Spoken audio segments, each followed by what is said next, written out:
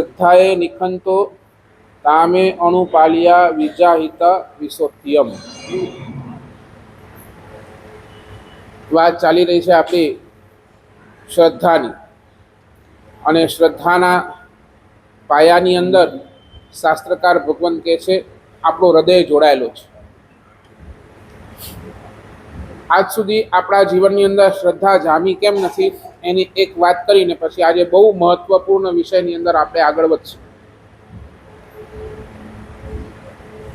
પાણી બહાર ખૂબ વરસી રહ્યો છે, આકાશમાંથી મેઘ વરસી રહ્યા છે, પણ છતાંય આપણે કહીએ છીએ કે આપણે હજી ભીંજાયા નથી, હજી આપણને જે વરસાદનો એ હોવું જોઈએ એ લાભ હજી કેમ નથી મળ્યો?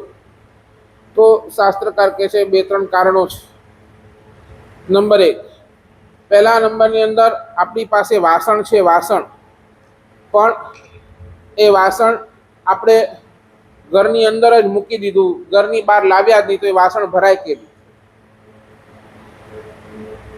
આપણી શ્રદ્ધા જામતી કેમ નથી? પરમાત્માનો આટલો ભવ્ય જિનાલય, આટલું ભવ્ય માહોલ, આ પ્રવચન, આ બધું ચાલી રહ્યું છે, પણ આપણે આપણું વાસણ ઘરે રાખી દીધું હોય તો આવા માહોલની અંદર ન મળવાના કારણે જે હૃદયની શ્રદ્ધા જામવી જોઈએ એ જામતી નથી। પ્રવચન ચાલે છે, રોજ ચાલે છે, પણ છતાંય કંઈક લોકો ઘરની અંદર બેઠા છે, કંઈક પોતાના દુકાને, કંઈક પોતાના કામની અંદર બેઠા છે, એમને કાંઈ ફરક પડતું નથી। એટલે જે શ્રદ્ધા જામવી જોઈએ એ જામતી।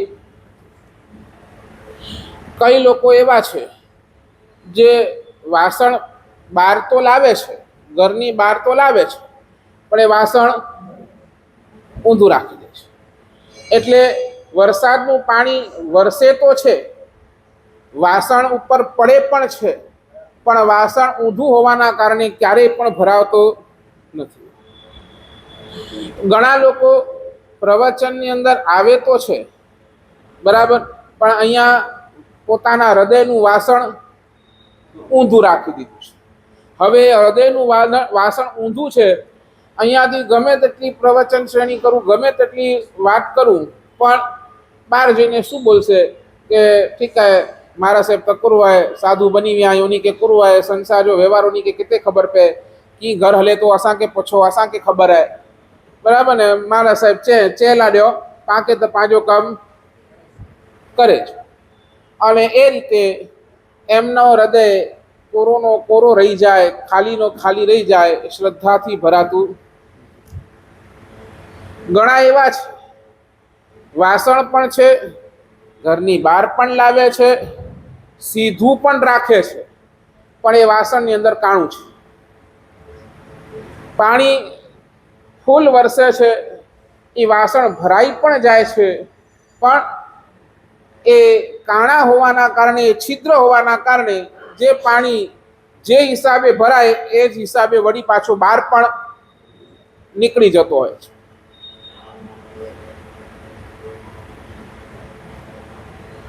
ગણાયને અહીંયા બેઠા બેઠા બહુ ઘણા ભાવ થાય, સમજાય છે ને? એક માહોલની અંદર આવે એટલે બહુ સરસ મજાનો ભાવ થાય કે નહીં આમ કરી લેશું, આમ કરીશું, મારા સાહેબ સાચા છે, આમ છે, બહુ અંદરની અંદર એકદમ ભરાઈ જાય। પણ જેવા અહીંયાથી બહાર નીકળે એટલે કાણું પડેલું જ હોય, અને જેવા અહીંયાથી બહાર નીકળે એટલે વળી પાછા જેવા હતા એવા। એટલે એવાને પણ જે રીતે શ્રદ્ધા જામવી જોઈએ એ રીતે શ્રદ્ધા જામતી નથી। અને ચોથી કન્ડિશન શાસ્ત્રકાર એમ કહે છે વાસણ હોય, પાછું સીધું હોય, પાછું છિદ્ર વગરનું એટલે કે કાણા વગરનું હોય, એવા વાસણ ચોક્કસ ચોક્કસ ભરાય છે।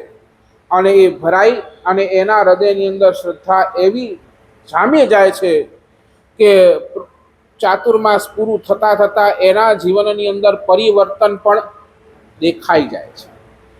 છિદ્રવાળામાં કદાચ અહીંયા પરિવર્તન દેખાય, પણ પૂરું ચોમાસું પૂરું થઈ જાય ને પણ છતાંય એમના જીવનની અંદર કોઈ પરિવર્તન દેખાય નહીં। અને જેનું વાસણ સીધું છે, છિદ્ર વગરનું છે, એ ભરાઈ જાય તો એની અંદર 100% એક એવી શ્રદ્ધા જામે અને એનું જીવન પરિવર્તન પણ થયા વગર રહે નહીં। અને એક ચીજ સમજો, બહુ માર્મિક વાત કરીશ, તમારું વાસણ ગમે તેટલું ગંદરું હોય એની ચિંતા નહીં કરતા. વાસણ હૃદય તમારું ગમે તેટલું ગંદુ હોય એની બહુ ચિંતા નહીં કરતા. એની અંદર કૂડ કપટ બધું ભલે પડ્યું હોય, બધું જ મેલ ભલે એની અંદર હોય, પણ છતાંય એ વરસતો પાણી, એ પરમાત્માની વરસતી વાણી, એ વરસતી કૃપા એ એવી તાકાત ધરાવે છે કે ગમે તેટલું મેલું વાસણ હોય, ગમે તેટલું મેલું વાસણ એને ધોઈ અને સાફ કરીને જ રહે છે. બસ ભગવાન એટલું જ કે આપણે શ્રદ્ધાનો માધ્યમ તમારે જો તમારી જીવનની અંદર લાવવો હોય, શ્રદ્ધા તમને હાઈટ પર લાવી હોય, તો ભગવાન એટલું જ કહે છે કે દોસ્ત તું ઓપન માઇન્ડેડ થઈ જા. ઓપન માઇન્ડેડ સમજો ને, તારા મગજના, તારા હૃદયના દરવાજા બંધ નહીં રાખ. તારા મગજને, તારા હૃદયને તું ખુલ્લું કરી દે. એકવાર તારું હૃદય ખુલ્લું થઈ ગયું અને એ હૃદયની અંદર પછી જે વાત બેસશે, પછી નહીં તો આપણે ઘણી વખત કેવું છે, બંધ દરવાજો હોય, આપણો હૃદય જ બંધ હોય તો આપણી બુદ્ધિ કામ કરે નહીં. આમ નહીં આમ, આમ નહીં આમ, એમ શું કામ કરવાનું, આ શું કામ કરવાનું, બધું ઇન્ટરપ્રિટેશન આપણે આપણી બુદ્ધિના કારણે કરતા જઈએ અને એ ઇન્ટરપ્રિટેશન કરતા કરતા કરતા કરતા આપણે આપણી શ્રદ્ધાને જ મારી નાખીએ.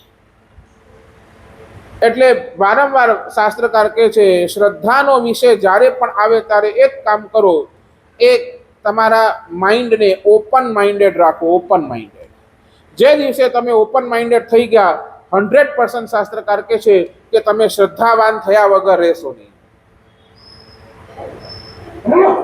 આજે એક બહુ અલગ વિષય સાથે આપણે આગળ વધીશું.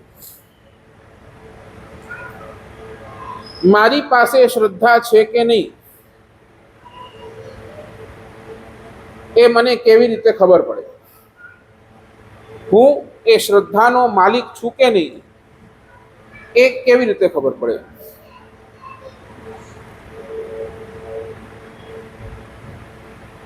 તો કે છે કે મારી પાસે શ્રદ્ધા કદાચ અંદરના ભાગની અંદર મને ખબર પડે કે ખરા અર્થની અંદર હું શ્રદ્ધાવાન છું કે નહીં, પણ સામે પણ કેવી રીતે દેખાય કે જેથી એ લોકોના માધ્યમથી મને ખબર પડે કે મારી અંદરની શ્રદ્ધા કેવી મજબૂત છે.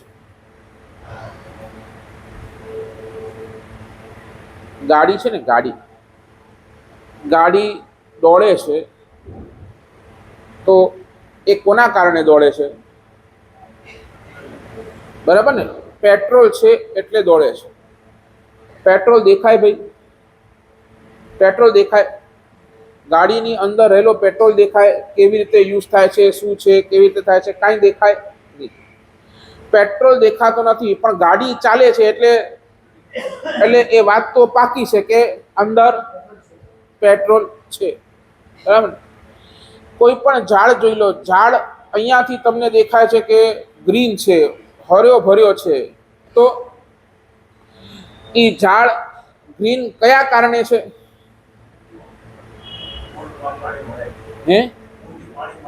મૂળથી એને પાણી મળે છે. પાણી દેખાય છે? નથી દેખાતું, પણ છતાંય આપણે કહી શકીએ આ ઝાડ ગ્રીન છે ડ્યુ ટુ પાણી. બરાબર ને? પાણી છે એટલે આ ઝાડ ગ્રીન છે. અગર પાણી ન હોત તો આ ઝાડ પણ ગ્રીન ન હોત.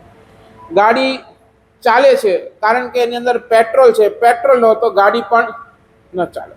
તેમ ત્રીજી વાત કરું, માણસ જીવતો છે કેવી રીતે ખબર પડે? બરાબર ને? કાંઈક બેભાન થઈ જાય, ક્યારેક કોઈ માણસ બેભાન, પહેલા શું ચેક કરો? એની શ્વાસ ચાલે છે કે નહીં. બરાબર ને? બોલો, એ ઓક્સિજન દેખાય? માણસ જીવતો છે તો એનું પ્રમાણ શું? બરાબર ને? એના શ્વાસ ચાલે છે. બરાબર? શ્વાસ ચાલે છે, ઓક્સિજન લઈ રહ્યો છે એટલે માણસ જીવતો છે. પેટ્રોલ છે એટલે ગાડી ચાલે છે. પાણી છે એટલે ઝાડ ગ્રીન છે. બરાબર ને? પાણી, પેટ્રોલ અને ઓક્સિજન દેખાતા નથી, પણ છતાંય આપણને પ્રતીતિ તો ચોક્કસ આની થયા વગર રહે છે. તો શ્રદ્ધા મારી પાસે છે કે નહીં, તો એની પ્રતીતિ આપણને કેવી રીતે ખબર પડે કે નહીં મારી પાસે 100% શ્રદ્ધા છે? તો એના માટે શાસ્ત્રકાર ભગવંતોએ 4 વાત કરી, 4 સૌંદર્ય મારી પાસે હોવા જોઈએ, આ 4 સૌંદર્ય મારી પાસે હોય તો ખબર પડી જાય કે નહીં હું ખરા અર્થની અંદર શ્રદ્ધાનો માલિક છું કે નહીં. આજે એ 4 સૌંદર્યની વાત કરીશું. જેમ સમય મળશે એ રીતે આપણે આગળ વધીશું. પહેલા નંબરનો સૌંદર્ય છે કર્મ સૌંદર્ય. કર્મ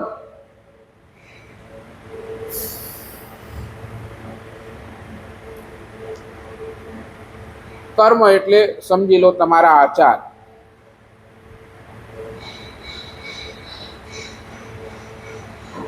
તમારી પાસે જો આચારોનો સૌંદર્ય હોય, આચારોનો સૌંદર્ય હોય તો શાસ્ત્રકાર કહે છે 100% તમારી પાસે શ્રદ્ધા જામેલી છે. લોકોની નજર આપણા મન ઉપર નહીં પડે, લોકોની નજર આપણા વિચાર ઉપર નહીં પડે. કોના ઉપર પડશે? આપણા વર્તણૂક ઉપર, આપણા આચાર ઉપર નજર પડશે. અને આચાર ઉપર નજર પડ્યા બાદ એમને જો લાગશે કે નહીં આ આચારની અંદર શ્રેષ્ઠ છે, સારો છે, તો ક્યાંક એ આપણને પણ લાગશે કે નહીં આપણી પાસે શ્રદ્ધા ક્યાંક ને ક્યાંક જામેલી છે. આ આચાર એટલે કે કર્મ સૌંદર્ય પણ શાસ્ત્રકાર ભગવાન કહે છે 5 પ્રકારે છે. 5 પ્રકાર. કર્મ સૌંદર્ય કેવા, આપણી પાસે કર્મ કેવા છે એના આધારે આપણી શ્રદ્ધા નિહિત થાય. સમજી લેજો, જેની પાસે સારું કર્મ હશે એની પાસે માણસને જવાનું મન થશે. જેની પાસે આચાર સારા હશે એની પાસે માણસને જવાનું મન થશે. અને જેની પાસે આચાર સારા નહીં હોય 100% કોઈને પણ જવાનું મન નહીં થાય.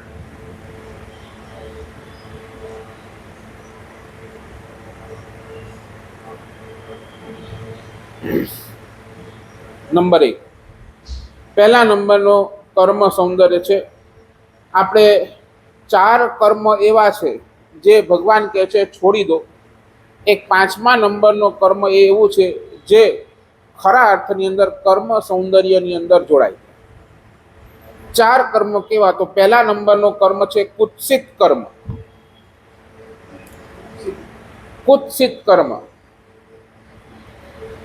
એ એવા પ્રકારનો કર્મ છે, એવા પ્રકારના મારા આચાર છે જે હું જેની સાથે રહું છું, હું જેની સાથે પરિવારની અંદર રહું છું, એ પછી મારા માતા પિતા હોય, એ મારી સંતાન હોય, એ મારી ધર્મપત્ની હોય, એ જે ફેમિલીની અંદર હું રહું છું એ ફેમિલીની અંદર એ લોકોને હું અગર ગમું છું, અગર મારા આચાર ગમતા હોય તો હું આ કુત્સિત કર્મથી બહાર છું.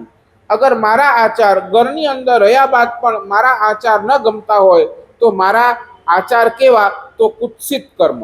મારું કર્મ કેવું? તો કુત્સિત. સાચું બોલો. તમારા આચારની માન્યતા તમારા પરિવાર વાળા તમને આપે?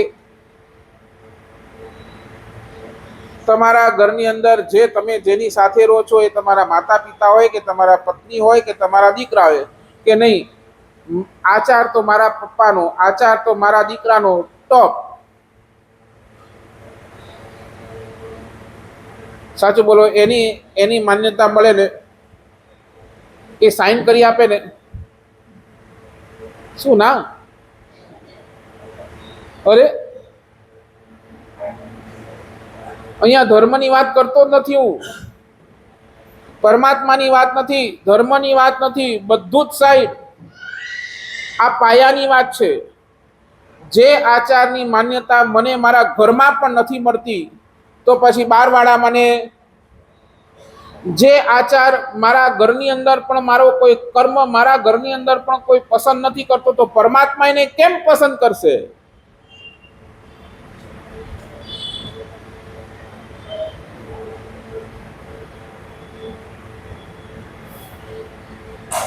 ઘણા એને કહીએ ને કેમ કેમ નથી જામતું, તો આજકાલના દીકરા અમને કે મારા સાહેબ મારા પપ્પા સાથે મારી નથી જામતી, મારા પપ્પા હંમેશા મારી સાથે ઉગ્ર ઉગ્ર ઉગ્ર ઉગ્ર બની જાય. અને એ મારી પાસે આવે ને મારા સાહેબ અમારા બે વચ્ચેનું જનરેશન ગેપ બહુ મોટો છે.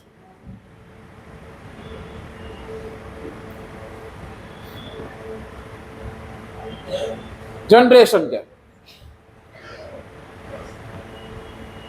આજે અમે બધા જેનઝી જમાનાના છીએ અને અમારા પપ્પા બધા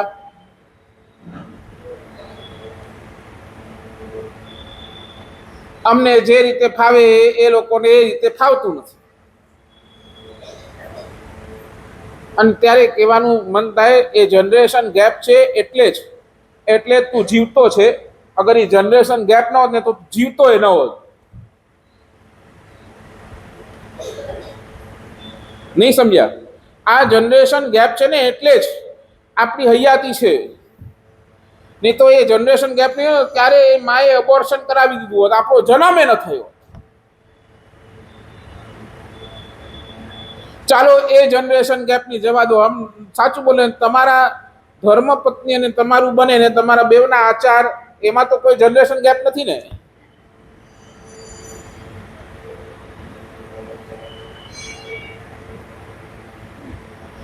આ વાત કરીને કુલીનભાઈ, તો મને એક શ્રાવકે શું કીધું, મારા સાહેબ તમને ખબર નથી, આ તો કેવું છે ખબર છે, મને છે ને આનંદગંજી મહારાજાનું સ્તવન યાદ કરાવે. મારા સાહેબ તમને ખબર છે આનંદગંજી મહારાજાનું, અનંતનાથ દાદાનું સ્તવન, ધાર તલવારની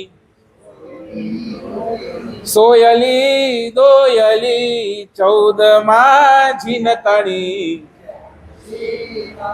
મારા સાહેબ તમને ખબર નહીં, આ તમે અમારા હસબન્ડ વાઈફ નું રિલેશન કેવું છે, ધાર તલવારની. નહીં સમજ્યા? અરે તલવારની ધાર ઉપર ચાલવું એકવાર હજી સહેલું છે, પણ આ સંસારની અંદર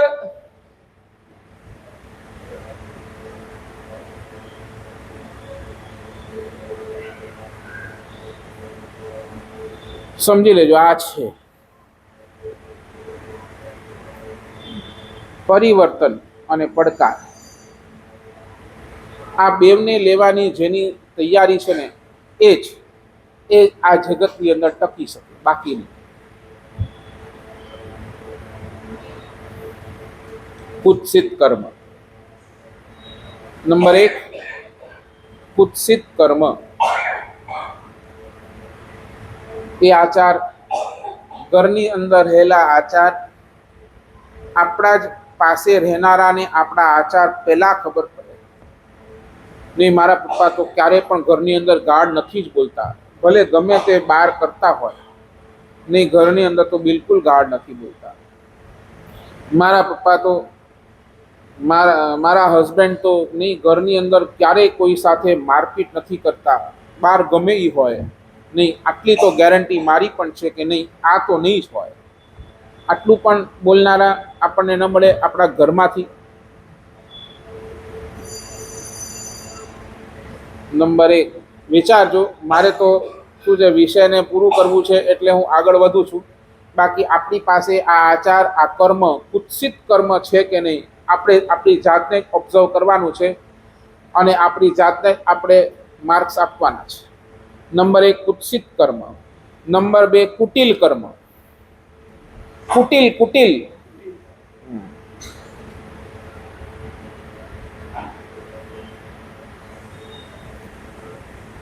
કુટિલ કર્મ કોને કહેવાય? સમાજની વચ્ચે જ્યારે રહેતો હોય ત્યારે એનો ચહેરો અલગ.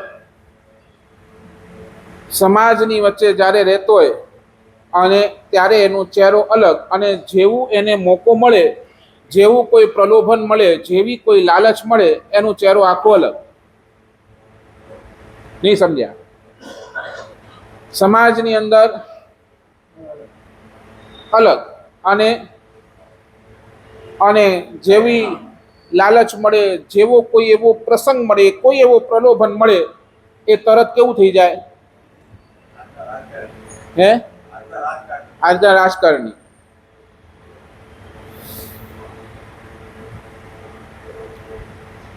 રાજકારણીને છોડો, આપણે આપણી જાતને જો. ચાલો એટલું ચેક કરો, વગર પ્રયોજને ખાલી પોતાનું બચાવ કરવા માટે પણ આપણે ક્યારેય ખોટું નથી બોલતા ને.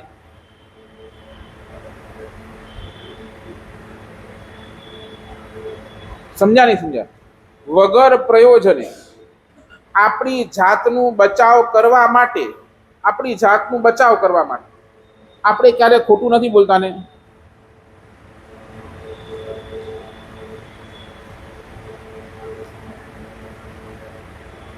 હા કે ના બોલો? કોઈ પ્રયોજન નથી. તમને કોઈ પૂછતું નથી, સમજ્યા ને? તમને કોઈ પૂછતું નથી, પણ ચાર જણા વચ્ચે તમે ઊભા છો અને ત્યારે કોઈ કંઈક નહીં આવું છે અને ત્યારે તમે એની અંદર તમને તમારી ઇમેજને બચાવવા કે તમારા ઇમેજને એ ચારની વચ્ચે ઉપર લાવવા, ત્યારે તમે ખોટું નથી બોલતા ને?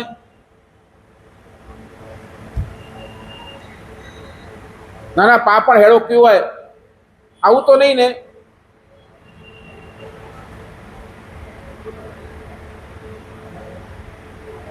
શું લાગે છે?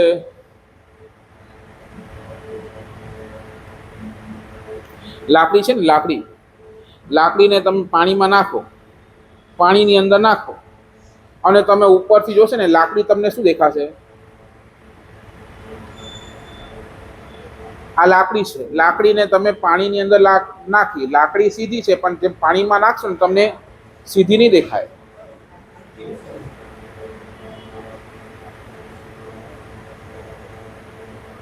સીધી નહીં દેખાય, એ આડી જ દેખાશે. ટ્રાય કરજો.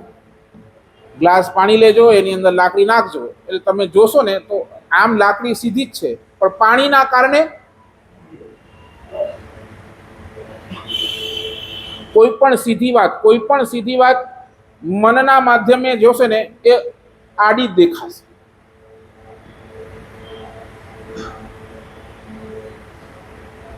મનના માધ્યમે એ આડી જ હશે. તમારા મનના માધ્યમથી એ સામેવાળો વ્યક્તિ ગમે એટલું હશે, પણ એ મનના માધ્યમથી એ અલગ જ દેખાશે, અલગ જ. ગમે તેટલો સીધો હશે, આપણે એને ઊંધું ચિતરી નાખશું, કારણ મન એ માધ્યમ છે. એટલે ભગવાન કહે છે, કોઈ પણ પરિસ્થિતિ કોઈ પણ વ્યક્તિને સમજવી હોય તો એકવાર મનથી બહાર નીકળીને એને જોવાનો પ્રયાસ કરો, અને ત્યારે તમને ખબર પડશે ને આ વાત આ છે.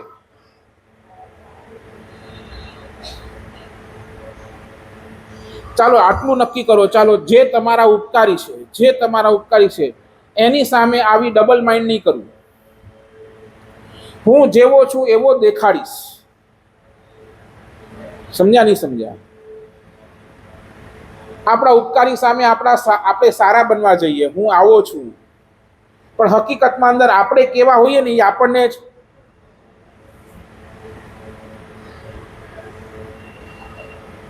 શું લાગે છે? બહાર આપણી છબી આપણે સારી બતાવીએ, અંદરથી આપણે કેવા છે?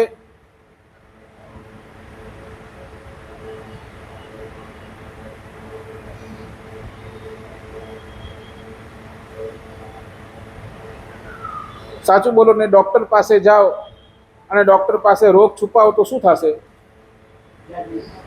બરાબર ને? ઈલાજ નહીં થાય, મોત આવી જશે. અને જ્યાં તમે ઉપકારી પાસે પણ સરળ ન બની શક્યા, જ્યાં ઉપકારી પાસે પણ તમે કુટિલતા લાવ્યા, તો શું થશે?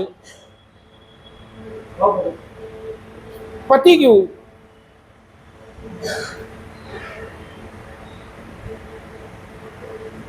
અને આ છે ને, આ એક ચીજ સમજી લેજો, ઉપકારી પાસે જ્યારે તમે સરળ બનો છો ને, એટલે શું થાય છે? તમારું એક નિદાન થાય છે,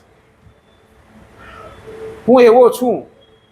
અને એ નિદાન થયું ને પછી એના હિસાબે એ ગુરુ ભગવાન તમારી દવાઈ કરી શકે.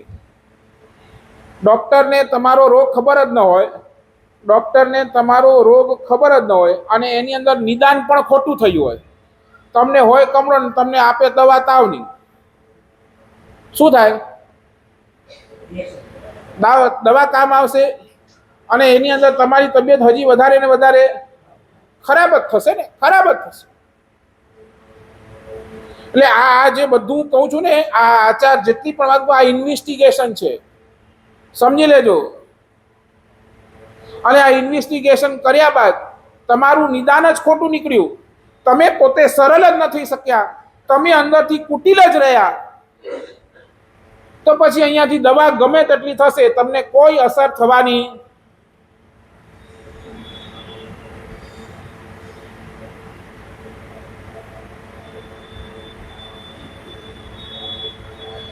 શું લાગે છે? બોલો, આપણા કર્મ કેવા? કુટિલ તો નથી ને? ડબલ માઇન્ડ નથી ચાલતું ને? અહીંયા કાંઈ ને ત્યાં કાંઈ?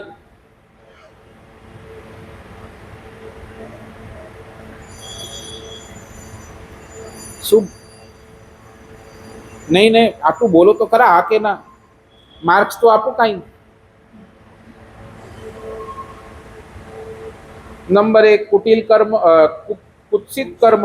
નંબર 2 કુટિલ કર્મ. નંબર 3 કુપિત કર્મ. કુપિત.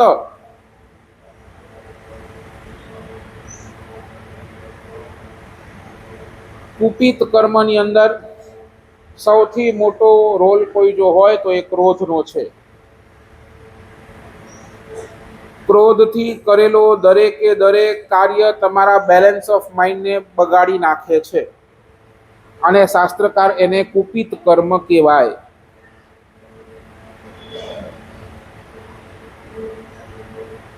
સાચું બોલો, 24 કલાકની અંદર આપણે કુપિત કર્મ કેટલું? ક્યારે ક્રોધ ન આવે એ વાત કરો. ક્યારે ક્રોધ ના આવે?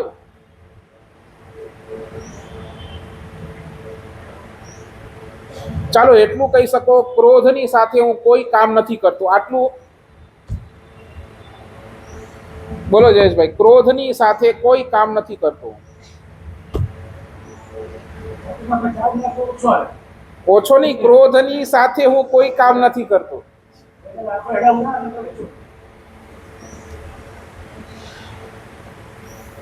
દર્શન કરવા ગયા, તમે દર્શન કરવા ગયા અને બરાબર ભગવાનની સામે જ વચ્ચે કોઈ ઊભું છે, બોલો ત્યારે એ વખતે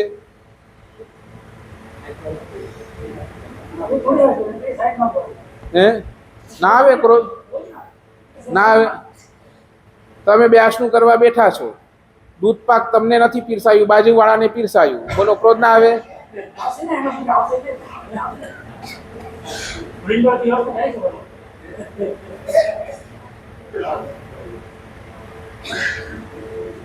ભલે મારી સામે તમે અહીંયા સારા દેખાઓ છો, પણ પ્રેક્ટિકલી થાય એટલે ખબર પડે આપણે કેટલા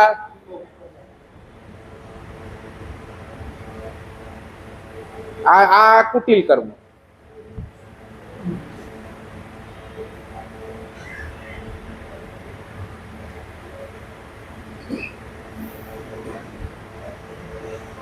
તમને કહું, પાણી અસ્થિર હોય ને, અસ્થિર, એની અંદર આપણો પ્રતિબિંબ પડે પણ પ્રતિબિંબ દેખાય નહીં. સમજ્યા છે? પાણી અસ્થિર છે, અસ્થિર પાણી હલી રહ્યું છે, એની અંદર કદાચ તમે આ મોઢું જોશો ને તો પાણીની અંદર આપણું પ્રતિબિંબ પડશે પણ આપણું મોઢું દેખાશે નહીં. ક્રોધ એ શું છે? તમારું અસ્થિર મન છે, અસ્થિર. અને એ અસ્થિર મનના કારણે તમારું જેવું પ્રતિબિંબ પડવું જોઈએ એ બિલકુલ પડતો, સામેવાળાને તમારો દેખાય જ નહીં પ્રતિબિંબ.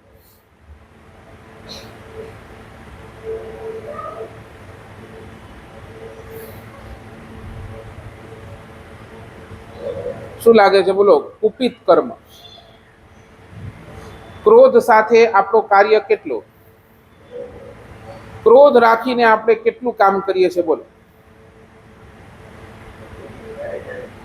હે થઈ જાય. ચાલો આપણે આજે છે ને એક પ્રેક્ટિકલી કરશું. પ્રેક્ટિકલી આજના દિવસે આખા દિવસમાં 1 કલાક એવો ગોઠવો તમારી મરજી, સુવાનું ટાઈમ છોડીને. તમે બધા પાકા છો.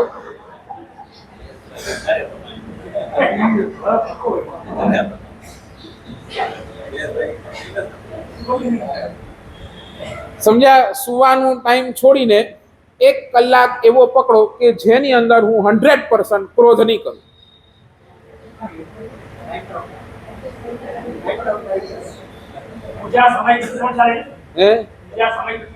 સુવાનો 1 કલાક છોડીને મને 1 કલાક આપો, બસ 11 થી 12 હું ક્રોધ નહીં કરું. નો ક્રોધ. કાંઈ કામ પણ કરીશ તો વિધાઉટ ક્રોધ. જે રીતે as it is good going છે એ રીતે બધાની સાથે હસતા, ગમે તેવી પરિસ્થિતિ આવે, ગમે તેવો સામેવાળો મારા ઉપર તપે, મને ગમે તે કહેતો હોય, હું ક્રોધ નહીં કરું 1 કલાક. ચાલો આખો દિવસને જવા દો, ખાલી 1 કલાક 11 થી 12 ચાલો ટાઈમે આપી દો.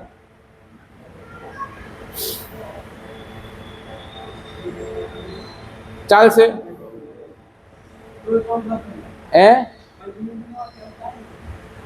11 થી 12 બસ 1 કલાક. મનીષભાઈ વાંધો નહીં ને? 1 કલાક બિલકુલ પણ ક્રોધ નહીં. કાર્ય કરો, કાર્ય કરવાની ના નથી, પણ ક્રોધ વગર કાર્ય કરો. અને ક્રોધ આવી ગયું તો 10,000ની પેનલ્ટી મારે આપી દેજો.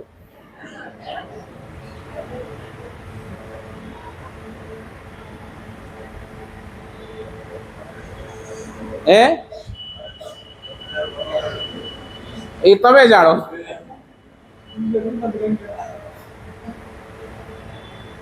સમજ્યા? બંને આપી દઉં ને. 11 થી 12 ક્રોધ કરવાનું નહીં. જે કામ કરો as it is going on કરો, વગર ક્રોધ કરો. અને કદાચ જો ક્રોધ થાય 11 થી 12 ની વચ્ચે 10,000ની પેનલ્ટી મને આપી દો. નહીં, હમણાં નહીં, 10 થી 11 થી 12, સોરી, 11 થી 12 નિયમ આપું છું, હમણાં જ આપે છે 11 થી 12 નો.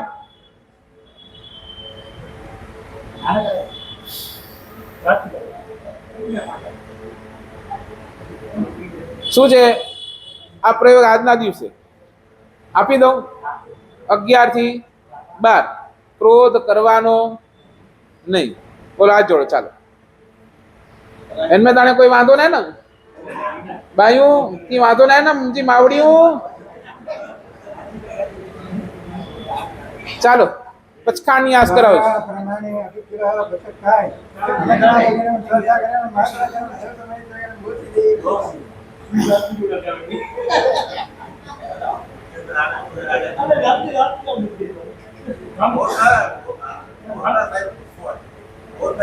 બસ બધું એક જ છે, બધું એક જ છે. નેરો ઈ કરતા વધારે હોશિયાર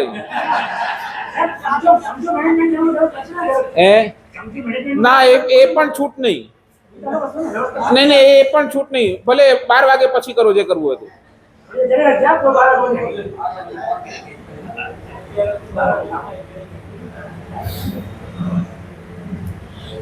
નહીં, આને હું સાચું કહું, you take care of the beginning, God will take care of the and.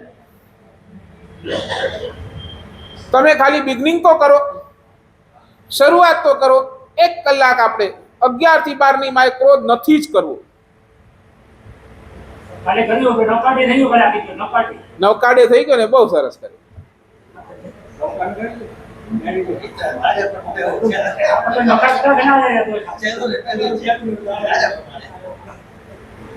હું કહું, ગાયને ઉપાડવી ને, ગાયને ઉપાડવી સહેલી નથી.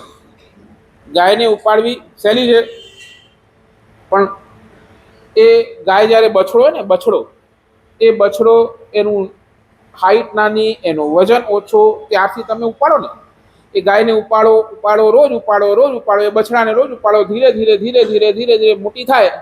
અને એવું એક દિવસ એવું આવે કે તમે ગાયને પણ ઉપાડી શકો, એની અંદર પણ સફળતા તમને મળી જાય. સીધી ગાયને ઉઠાવવા જશો ને તો તકલીફ, પણ ધીરે ધીરે તમે ગાયને ઉપાડશો તો ઉપાડી શકશો. હું આટલા માટે કહું છું, આજે 11 થી 12 તમે 1 કલાક ક્રોધ નહીં કરો, બરાબર ને? રોજ આ ચીલો ચાલશે. 11 થી 12 ક્રોધ નથી કરવો, 11 થી 12 ક્રોધ નથી કરવો. ધીરે ધીરે ટાઈમ વધારજો. 11 થી 1, 11 થી 2, 11 થી 3, 11 થી 4, ધીરે ટાઈમ. એક દિવસ એવો આવશે 24 કલાક તમે ક્રોધ નહીં કરી શકો.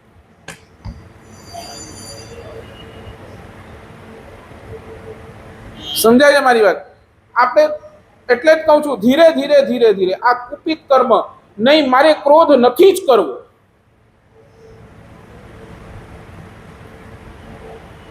અને આ ક્રોધ શું શાસ્ત્રકાર ક્રોધે પૂર્વ તણું સંયમ ફળ જાય, બરાબર ને? ક્રોધની સજાની અંદર આવે જ છે. હા, બરાબર ને? ક્રોધથી શું થાય? અરે અમારા માટે કીધું એક કરેલું ક્રોધ, એક પૂર્વ વર્ષોનું પૂર્વ નો સંયમ ફળ પણ એક ક્રોધ કર્યો ગયો.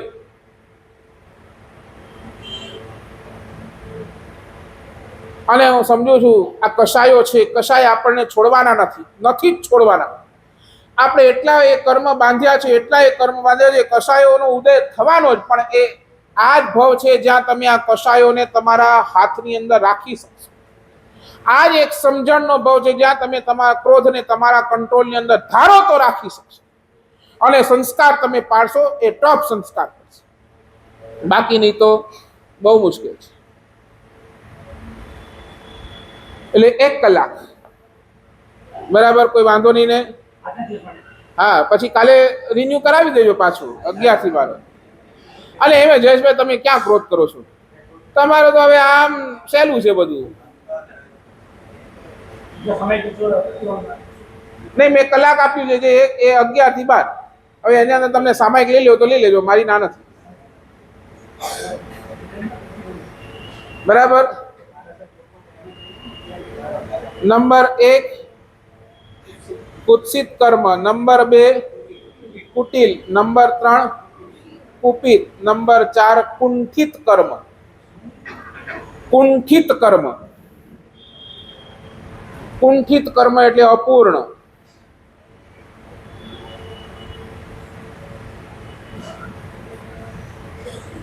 વિતરાગ સ્તોત્રની અંદર કલિકાલ સર્વજ્ઞ હેમચંદ્ર સુરી મહારાજ લખે છે, ભગવાન આપની સ્તવના કરવા માટે હું મારી જબાન ઉપાડું છું.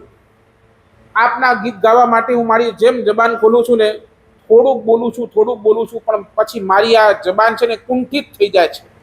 હું આગળ બોલી જ નથી શકતો. કારણ તું એટલા અનંત ગુણોને લઈને બેઠો છે, એટલા અનંત ગુણનો તું બંધા છે. બોલીને કેટલું બોલું, મારી એ જબાન શું થઈ જાય છે? કુંઠિત.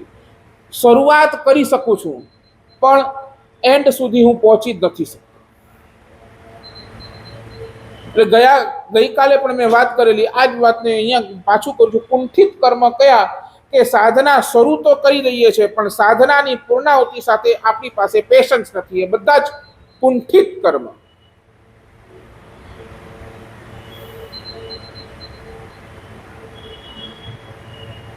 અગિયાર થી 12 તમે હમણાં લીધું, બોલો ને? પછી ધીરે ધીરે તમે 11 થી 12 ચાલુ કર્યું કે નહીં 11 થી 12 ક્રોધ નહીં કરવું, 11 થી 12 ક્રોધ નહીં કરવું, 11 થી 12 ક્રોધ નહીં. ધીરે ધીરે ચાલ્યું. એની અંદર એક દિવસ બ્રેક પડ્યો પછી,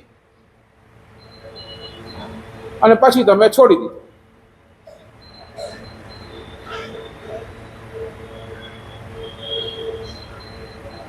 મંજિલ એકદમ નજીક આવી ગઈ, એકદમ નજીક. બસ હવે પૂરું થવાની વાળી છે કે ક્રોધ ગયો અને એ જ ટાઈમ તે તમારા મનની અંદર ભાવ બદલાઈ ગયા, છોડી નાખ્યું, ગયું. એટલે આખી મહેનત આપણી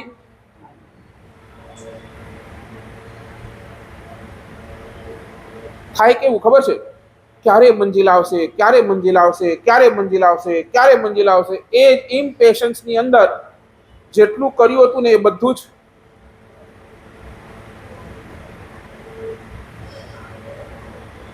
અને આ સાધનાના માર્ગની અંદર આપણને સૌથી વધારે કોઈ રોકનાર હોય ને તો એ આ કુંઠિત કર્મ. સાચું બોલો ને? ડોક્ટર પાસે તમે જાઓ અને જે દવાઈનો કોર્સ લખી આપ્યો પૂરો કરવો પડે કે ન કરવો પડે? કરવો પડે ને. કેટલા દિવસનું હોય? 5 દિવસનું હોય, મહિનાનું હોય, જેટલું હોય એ જેટલું લખી આપે એટલું કરવું પડે. એટલું ભાવીને કે ખટાઈનું પે કે ન? બરાબર ને? કરવું જ હવે. ન કરો તો નહીં, ન કરો તો એક કોર્સ વચ્ચે જ છોડી દીધું, પાછું શું કરવું પડે? પાછું એકથી ડોક્ટર ઓપરેશન ચાલુ કરીને બે વચ્ચે છોડી દે, શું થાય? એટલે શાસ્ત્રકારે એમ કે સાધના ચાલુ કરો, ભલે મોડી ચાલુ કરજો, ભલે થોડીક મોડી થાય ચાલશે, પણ એને વચ્ચે તો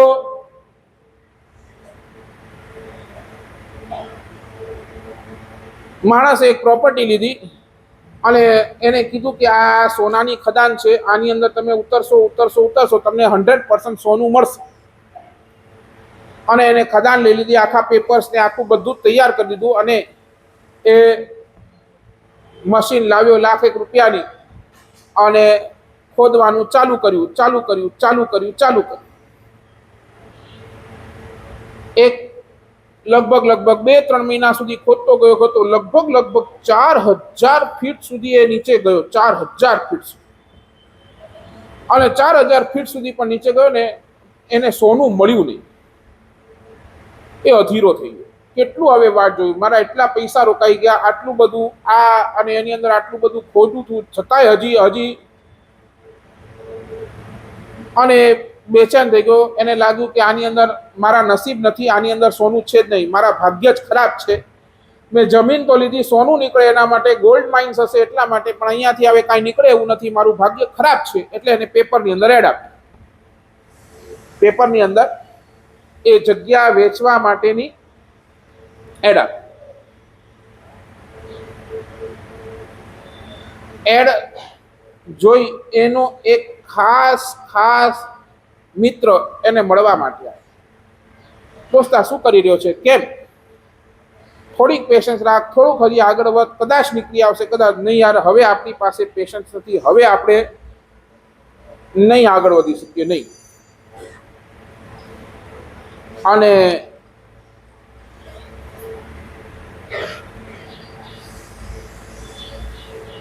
મિત્રએ કીધું ચાલ તું બીજા કોઈને આપે છે, તારે વેચવી જ છે ને, ચાલ હું લેવા તૈયાર છું.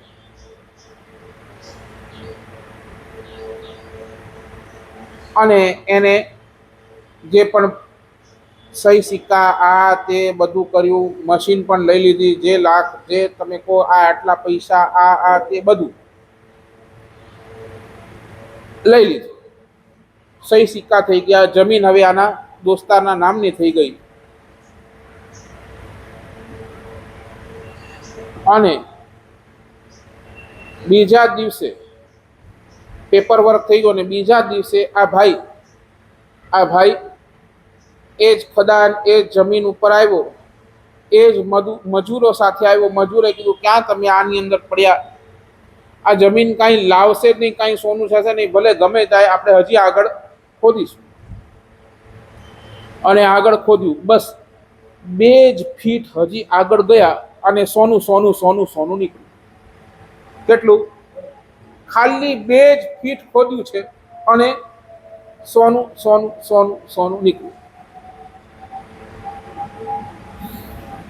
શું થાય બોલો? સાચું બોલો, આવું તમારી સાથે થાય તો?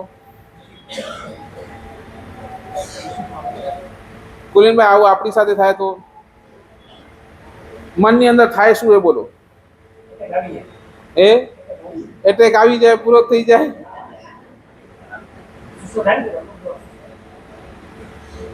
બસ ભગવાન એ જ કે છે તારે કેટલું વેટ કરવાનું હતું, કેટલું વેટ કરવાનું હતું, એટલું જ વેટ કરવાનું હતું.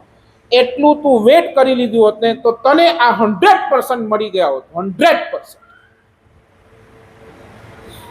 અને આપણી પાસે આ જ ઇમ્પેશન્સ છે, આપણે એટલું પણ વેટ કરવા માટે તૈયાર, કારણ કે આપણે બધું દેખાય, આપણી પાસે આ કુટિલતા છે, કુટિલતા એટલી બધી ભરી નહીં. હવે મન નહીં મળે તો મારા દોસ્તને શું મળશે? કાંઈ નહીં, આ માથું ભલે ફોડે. સમજાય છે ને? આપણે એને રાજી આપી દઈએ છીએ. કેમ? અને इनके जो को कानून करे मुझे नसीब में तक ना आयो, नसीब में हूं तो इनके मेल दो, ना हूं तो की ना ये मतो कोटी दो.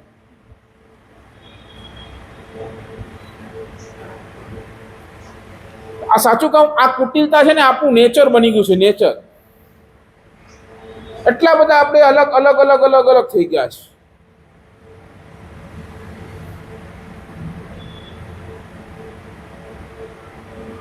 રાજાનો મંત્રી મરી ગયો, રાજા હવે કોઈને મંત્રી બનાવવા માટેની તૈયારી, એને ત્રણ વ્યક્તિને એ મંત્રી માટે તૈયાર કર્યા કે નહીં, આ ત્રણ મને લાગે છે મંત્રી પદ માટે વ્યવસ્થિત છે. રાજાએ કીધું એક પરીક્ષા લઈશ, પછી એની અંદર તમે પાસ થઈ જશો તો ઓકે. પેલા વ્યક્તિને બોલાવ્યું અને એ રાજાએ મંત્રીને ઓલાને વ્યક્તિને પૂછ્યું, જો દોસ્ત, મારી દાઢીમાં આગ લાગે અને તારી દાઢીમાં પણ આગ લાગે, પહેલી આગ કોની બુજાવીશ?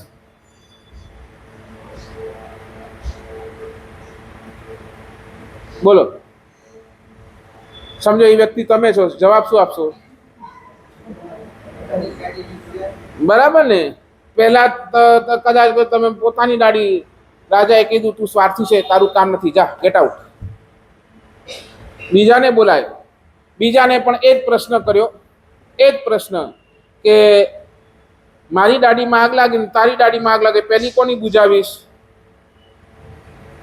બોલો કે રાજન, હવે બોલો ને, સેકન્ડ ઓપ્શન શું હશે એમની પાસે? હવે કે રાજન પહેલા કોની? તમારી બુજાવી. ઓલે કે તારી બળતે તાને હોશ હશે કે તું મારી બુજાવા દે, જા તું હવે આમ ખોટું માથાકૂટ નીકળાઈ જા. હા, પોતાની બળતીઓ હોશ હોય કે તું મારી બુજાવા જોઈશ નહીં, ગેટ આઉટ. ત્રીજો આવ્યો, ત્રીજાને પણ એ જ પ્રશ્ન, મારી દાઢીમાં પેલો આગ લાગે, બીજા તારી દાઢીમાં આગ લાગે, તું શું કરીશ? અને બહુ એવો કુટિલ હતો, એવો કુટિલ કે એને કીધું એક હાથથી મારી દાઢી ના બુજાવીશ, બીજી હાથથી કે ઓકે તું મંત્રી પદ માટે લાયક છે, આવી જા. કારણ રાજા પાસે મંત્રી કેવો જોઈએ?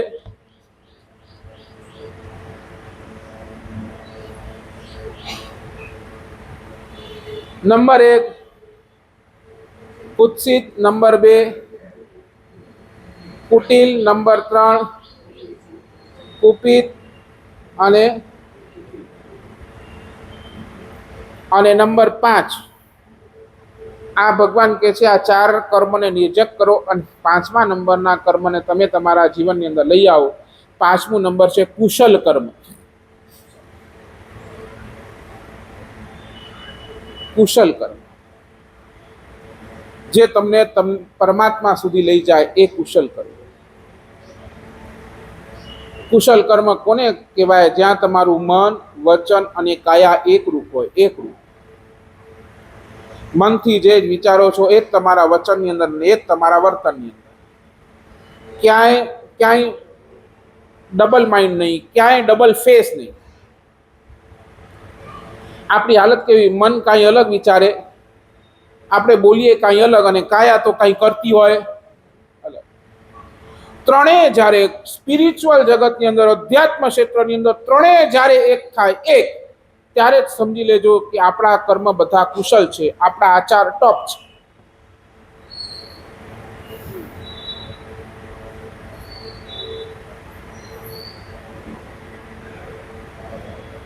પ્રસંગ આવે છે રાજકોટની અંદર, દુકાળ પડ્યો, દુકાળ. લોકોને ખાવા માટેના પણ તકલીફ. રાજકોટના એક શેઠે, જૈન શ્રાવક હતો, એને આ બધા લોકો પ્રત્યેની હૃદયની અંદર દયા આવી કે આટલા બધા લોકો બિચારા ભૂખે મરે છે, લાવ મારે કંઈક કરવું જોઈએ. અને એને રસોડો ચાલુ કર્યો. રસોડાની અંદર માત્ર 2 આઈટમ, બાજરીનો રોટલો અને દાળ, 2 જ આઈટમ આપવાની. પણ લોકો એમ ભૂખથી મરે છે, તો એના માટે તો બાજરીનો રોટલો અને દાળ પણ એ તો ઘણું થઈ ગયું. લોકો આવ્યા લાગ્યા, ગરીબ માણસ આવવા લાગ્યો, ખાવા લાગ્યો, આવવા લાગ્યો, ખાવા લાગ્યો. અને આ શેઠની કીર્તિ દિવસે દિવસે વધી. ગામની અંદર આખી વાત થઈ કે આ શેઠ એટલો ઉદાર છે, અમારે જ્યાં ખાવાના વાંધા છે ત્યાં અમારા જેવા માટે રોટલો અને દાળ એની પણ વ્યવસ્થા કરી છે. કેટલી કીર્તિ વધતી ગઈ. અને કીર્તિ વધતા વાત પહોંચી રાજકોટના રાવ પાસે. રાવની પાસે બેઠેલો મંત્રી એને કીધું, જો રાજન, તમારા રાજની અંદર આ શેઠ આટલું બધું કરે છે અને નામ તમારું થતું નથી. નામ કોનું થાય છે? તો આ શેઠનું થાય છે. તમારી ગુડવિલ ક્યાંય વધતી નથી. આ શેઠ આ શેઠ પોતાના હિસાબે બધી જ ગુડવિલ લઈ જાય છે. કાલ ઉઠીને લોકો તમને પાડી નાખશે ને આ શેઠને કે રાજા ન બનાવી દે. ધ્યાન કરજો. અને હવે આ તો રાજા વાજાને વાંદરા. અહીંયા મંત્રીએ કાન ભંભેરણી કરી એટલે લાગ્યું કે નહીં, આને બોલાવવું પડશે. અને શેઠને મંત્રીએ રાજાએ બોલાવ્યો. એન્ટર થયા. શેઠ મળ્યા અને કીધું મારા જેવાને કેમ બોલાવ્યા, કેમ યાદ કર્યા? રાજાએ કીધું કે બહુ સરસ કામ કરી રહ્યા છો, ગરીબોને જમાડો છો, એકદમ ટોપ ક્લાસનું તમે કામ કરી રહ્યા છો, પણ એક ચીજ સમજી લો, તમે જે કામ કરી રહ્યા છો ને એની અંદર એક ચીજ સમજી લેજો કે રાજાની મારી ગુડવિલ ક્યાં ડાઉન ન થવી જોઈએ. તમે કામ કરો, જે કરવું એ કરો, પણ એની અંદર મારી ગુડવિલ ક્યાંય ડાઉન થવી ન જોઈએ. એટલે રાજાનું કેવું શું હતું કે આમાં તારી ગુડવિલ વધે છે ને મારી ગુડવિલ હંમેશા શું થઈ રહી છે, અમને કોઈ પૂછતોય નથી, રાજાને કોઈ પૂછતો નથી, બધા તારા જ ગુણગાન ગાય છે, આ મને નથી ગમતું, મારી ગુડવિલ ડાઉન થઈ છે, તું કામ એવો કર કે મારી ગુડવિલ પણ ડાઉન ન થવી જોઈએ. ઠીક છે, રાજન સમજી ગયો. અને એ પાછો આવ્યો ને તો શેઠનું મુનિમ આવ્યો, પરિવારવાળા આવ્યા ને એની સાથે બધાએ ચર્ચા કરી કે આ રાજાએ અમને આવું કીધું છે. મુનિમે ચોખ્ખું કહી દીધું કે જો આ છે ને રાજાને તમે જે કાર્ય કરી રહ્યા છો એના કારણે રાજાને ઈર્ષા આવી છે, ઈર્ષા. અને ઈર્ષાના કારણે એને તમને આવી વાત કરી છે. અને કાલે ઉઠીને એવું પણ બને કે આ ઈર્ષાના કારણે તમારા ધંધા ઉપર પણ ક્યાંક ઇફેક્ટ પડી શકે છે, કારણ કે આ રાજા છે, એ ધારે તો તમારો ધંધો પણ બંધ કરાવી શકે છે, બધું જ કરી શકે છે, તમારા ધંધા ઉપર ટેક્સ લાદી શકે, જે એને કરવું હશે એ બધું જ કરી શકશે, કારણ કે એની ગુડવિલ ડાઉન થઈ રહી છે, તમારી ગુડવિલ વધે છે. અને આવી સ્થિતિ છે. સાચું બોલો જયેશભાઈ, શું કરવું જોઈએ શેઠને? શું ભાવિન, શું કરવું જોઈએ? તમે શું સલાહ આપો શેઠને? What will be your advice? રાજાનું નામ ઇન્વોલ્વ કરવું પડે,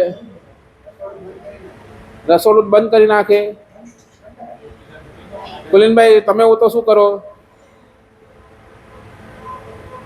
નહીં, જવાબ આપો, શું કરો?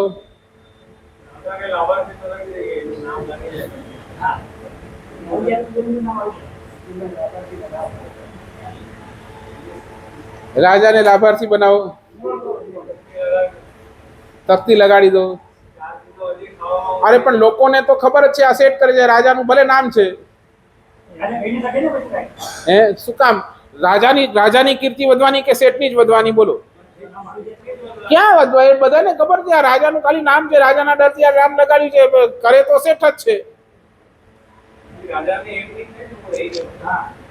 અરે પણ રાજાના કાન સુધી કોનું નામ આવશે એ બોલો ને. તમે ભલે એનું તકતી લગાડો પણ રાજાના કાન સુધી નામ કોનું આવશે? રાજાનું આવશે કે શેઠનું આવશે? શેઠનું જ ને. શું કરશું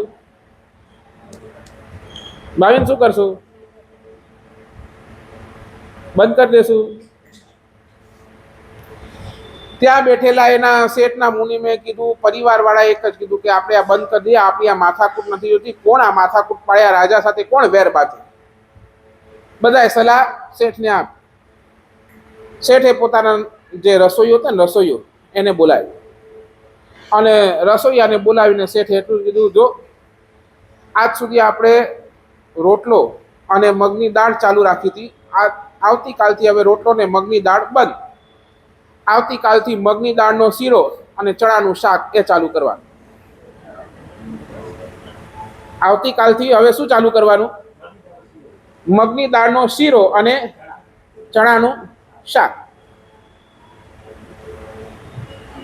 બોલો, રસોઈયો હેરાન, એ કે આ શું વળી? અહીંયા રાજા ઓલરેડી નારાજ છે, એક બાજરના રોટલામાં પણ રાજા નારાજ, હવે આ મગની દાળનો શીરો ચાલુ કરશે તો હજી પણ હવે આ તો શેઠનો ઓર્ડર હતો તો બિચારો કામવાળો માણસ, એ તો નેક્સ્ટ ડે થી શું ચાલુ થઈ ગયું? શીરો. બોલો, જેટલું બાજરના રોટલિયાની અંદર કીર્તિ નહોતી વધી, એટલી વધારે કીર્તિ શેમાં વધી? બરાબર ને? પહેલા બાજરનો રોટલો હતો, હવે તો જેને નહોતી ખબર એ પણ આવા લાગે. મગની દાળનો શીરો સાચું બોલો કેવું બને? બરાબર ને? ટકાટક હોય. મગની દાળનો શીરો એટલે એકદમ, અને ઘી કેવું હોય? બરાબર ને? એટલે ખાનાર માણસ બાજરનો રોટલો કદાચ એક ખાશે, શીરો ડબલ. બરાબર ને? અને સામે એ શેઠના ગુણગાન પણ કેટલા ગાશે? ડબલ ને? શું થયું? રિઝલ્ટ શું આવ્યું તમે બોલો હવે?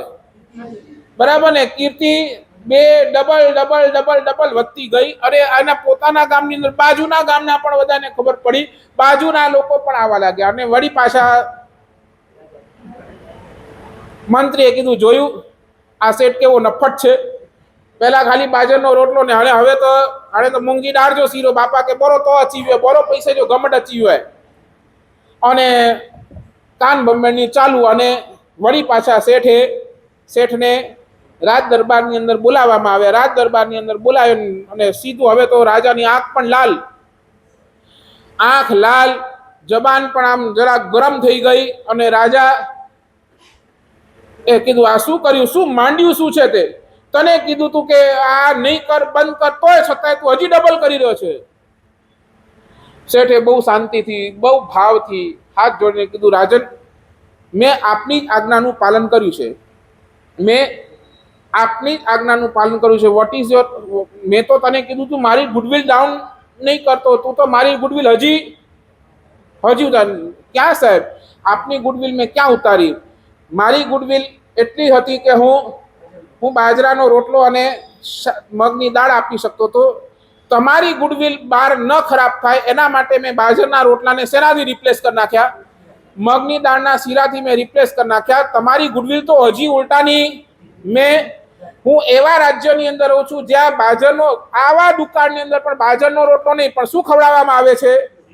શીરો. તો એ રાજાનું પણ કેટલું ઉદાર દિલ હશે. હું તો એવું વાત કરું છું. બાકી તમને જે લાગતું હોય તે. આ છે કુશલ કર્મ. સાચું બોલો ને? તમારા સારા કાર્ય પર પણ કોઈ ખોટી કમેન્ટ કરે તો શું કરશો?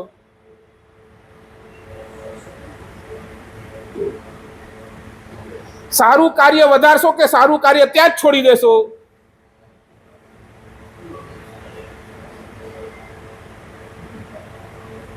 નહીં બેઠી વાત. આપણી સ્થિતિ શું છે? આજના જૈન સમાજની સ્થિતિ આ છે. આપણે સારું કરવા જઈએ છે ને કોઈ ખોટા કમેન્ટ આવે છે, કોઈ કમેન્ટ, અરે છડ્યો અહીં મને મથાકોટ મેં કેટ પંદો, છડ્યો પાકે નાય કરું, એની કે જોકો કહેનું હશે કહીએ પા.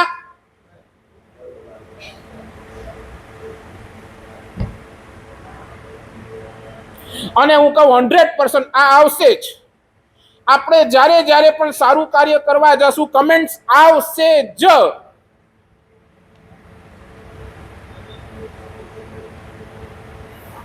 તમે કહો મને એ સારા કાર્ય પ્રત્યેનો પ્રેમ છે, બાકી ખોટા કમેન્ટ કરવા વાળા ખોટા કમેન્ટ કરતા રહેશે, એના પાછળ હું મારા કાન ખરાબ નહીં કરું, મારા મનને ડિસ્ટર્બ નહીં કરું.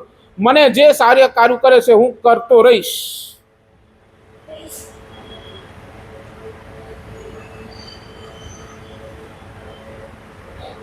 શું લાગે છે? વેર વી આર?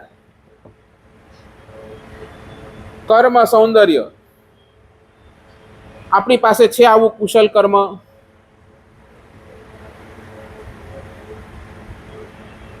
અમારા મુનિ જીવનની અંદર પણ આધાર શું? કુશલ કર્મ. સાચું બોલો, અમારું પ્રતિક્રમણ, અમારું પરિલેન, અમારો વિહાર, અમારો લોચ, અમારો સ્વાધ્યાય, અમારી પરમાત્મા પ્રત્યેની ભક્તિ, અમારા ગુરુદેવ પ્રત્યેનો અતૂટ પ્રેમ, આ બધું શું છે? અહીંયા અદ્ભુત છે. પછી તમે જે બોલો એ બોલવા દો, બાકી અમારી પાસે તો આ છે. ક્યાં છે આપણી પાસે? છે